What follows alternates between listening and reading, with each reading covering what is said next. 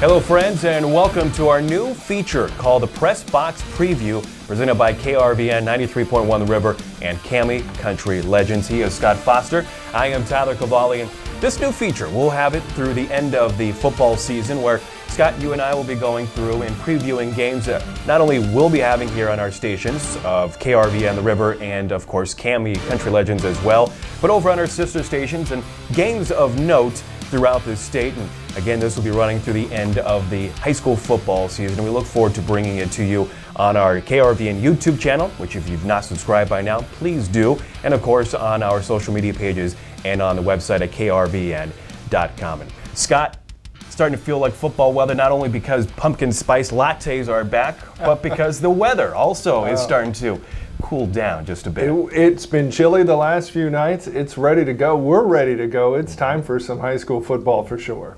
Well, we have 3 games on tap on the opening week of high school football season, so let's get right to it. Our first one on 880 KRVN, 106.9 in the Kearney area and the 98.5 FM in the Grand Island area is a good one. And Cozad and Ord.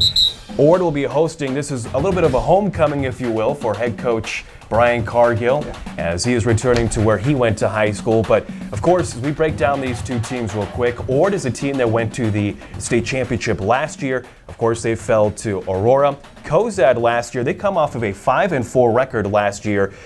A very talented group, but this season now, they're kind of finding a new rhythm as far as the offensive goes, and quarterback and trying to find that new quarterback. Adam Cole is now gone. He was a guy that passed for over 2,500 yards, 16 touchdowns in his career. Guy was a 3-year starter. He was the one who made that offense go for so many years, and very talented, both sides of the ball. They'll turn it over to a young Nolan Witovic. We might see some Jacob Engel in there too. Of course, Witovic, a freshman last year, was just really good defensively. We saw some flashes of brilliance from him offensively. But the good thing for him, or whoever takes the ball, is they've got some real good guys behind him in Matthew Schuster and Jacob Weatherly and Connor Westcoat they are talented. This is a good Cozad team. You talked about Matthew Schuster's coming back and Connor Westcoat. Schuster last year ran for 770 yards. The offensive line is coming back, so this offense, no matter who the quarterback is, looks like Witovic may get the start on Friday, but as you mentioned, Jacob Engel may also get some snaps as well. That might relieve some of the pressure just a bit. I think that's true, and I think that's the whole idea. And they're going to run a double tight I formation a lot. This is going to be old school football for Cozad, and they will. I think they're going to be able to really pound the ball with that offensive line and take a lot of pressure off a young quarterback. Now, head coach Cargill was talking about the defense too. The Haymakers defense is going to be stout. They return a lot of experience on the defensive end. They really do. And one thing you know about a Cargill defense is they're going to run through a wall, and they're going to play hard, and I think they have a lot of really nice ingredients. Their opponent tonight, or on Friday we should say, is Ord, the Chanticleers.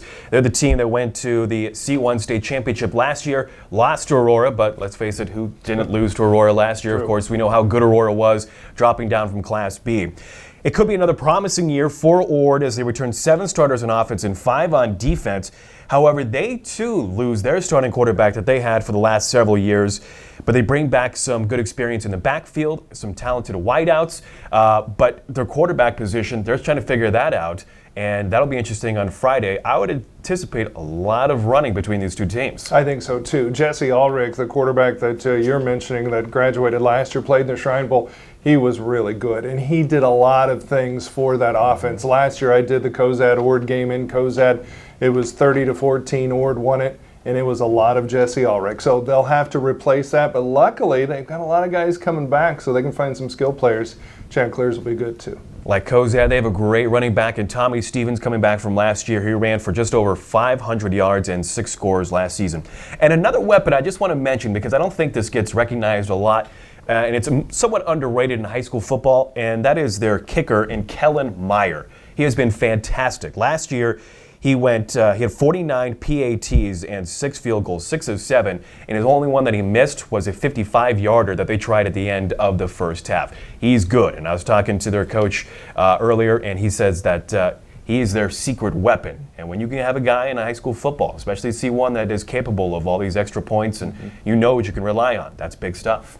And I'll add to that too, two very well-coached teams. Both Brian Cargill and Nate Wells do a great job for these two teams. So it should be a lot of fun. This is a great barometer game early on for us. Again, it is Cozad at Ord on Friday night. We'll have that game for you. Kickoff is set for 7 p.m. on 880 KRVN.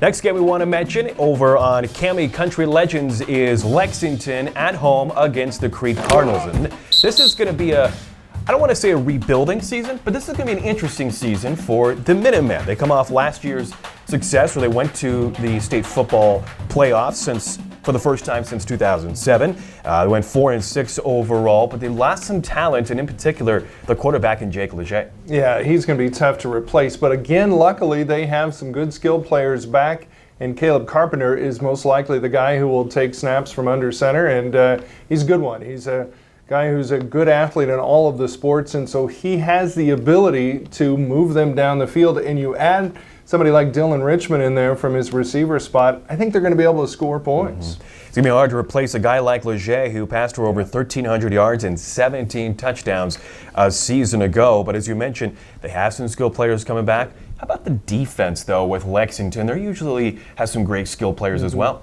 They're going to have to replace most of their defensive line, but they do have some guys who are quick and can get to the ball. It's going to be a matter of developing those front four, those front seven a little bit and see what they can do. And they're going to be tested early on against this Crete team. Dylan Richmond and Caleb Carpenter are coming back this season on the defense. They combined for nearly 70 tackles from a season ago.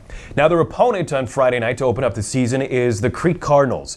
They also are bringing back some of their skilled players, but they have one of the best quarterbacks in the entire state in Zach Fye. Yeah, it'll be really fun to see him. They're talking all state with this guy.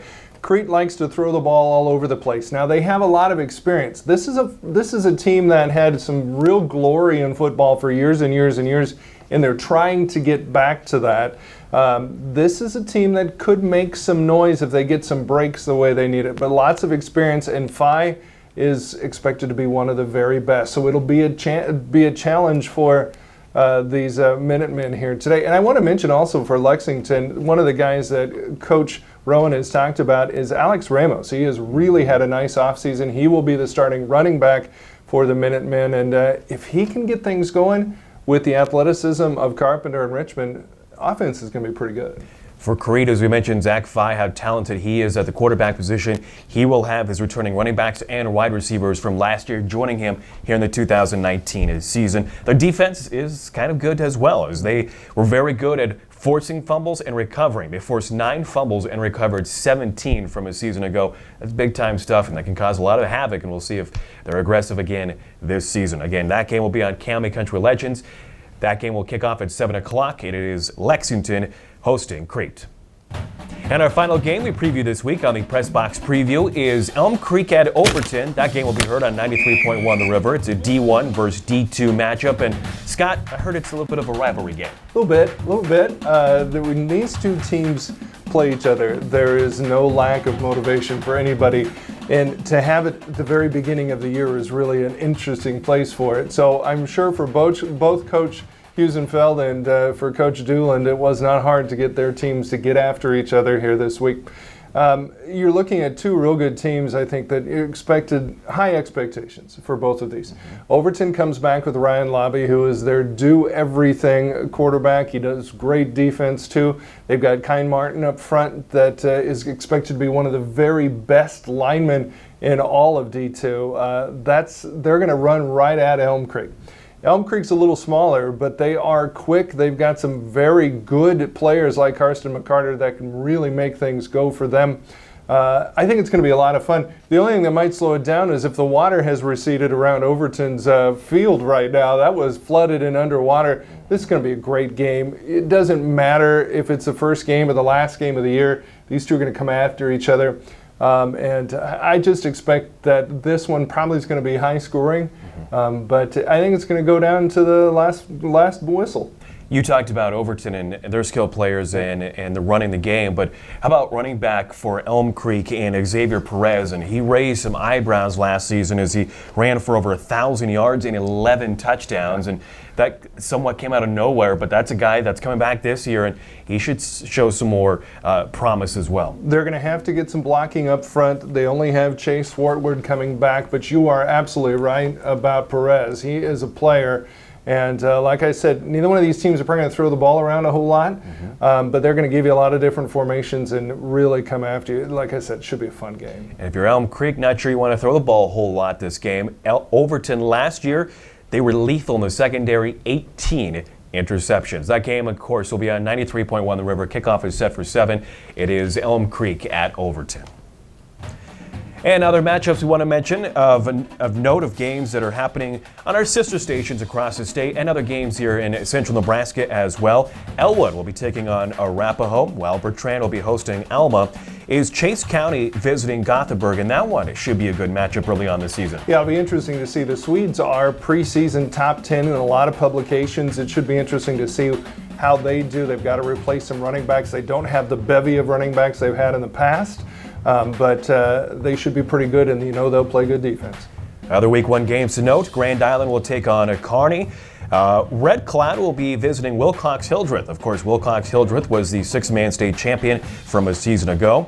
North Platte will be visiting Scotts Bluff. Scotts Bluff, of course, played in the Class B state championship game a season ago. They were the state runner-up. That game can be heard on our sister station, KNEB 101.7 The Trail and kneb.com. Another game that you can hear on our sister station out of York, it's York hosting Alliance. Those two teams played, of course, to open the season last year, but in the first round of the playoffs as well. That is on Cool Radio and on coolradionow.com. And our final game of note, it is Giltner hosting Heartland.